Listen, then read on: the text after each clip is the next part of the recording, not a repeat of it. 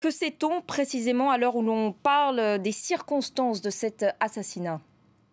Écoutez, les circonstances sont assez floues sur ce qui s'est passé donc dans la résidence privée du président qui habite sur les hauteurs de la capitale Port-au-Prince. Un commando, vous l'avez dit et le communiqué le précise, se serait introduit dans cette demeure privée.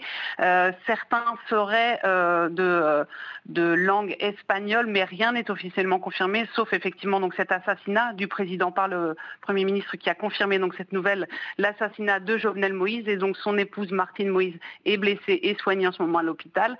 C'est un flou total dans lequel Haïti plonge aujourd'hui parce que il n'y a pas de Premier ministre en fonction. Claude Joseph est un intérim.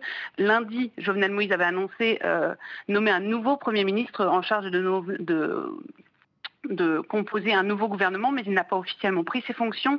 Selon la constitution haïtienne, c'est au président de la Cour de cassation d'assurer le pouvoir en cas de vacance par la présidence. Mais aujourd'hui, Haïti n'a pas de président de la Cour de cassation car il est lui décédé du Covid récemment. Donc c'est un réel flou aujourd'hui sur Port-au-Prince. Voilà, tout cela intervient, vous l'avez rappelé, dans un climat très lourd pour le pays, en proie donc à une crise politique et également, on le sait, depuis de très nombreuses années, à de très graves violences qui sont devenues aujourd'hui le quotidien des Haïtiens.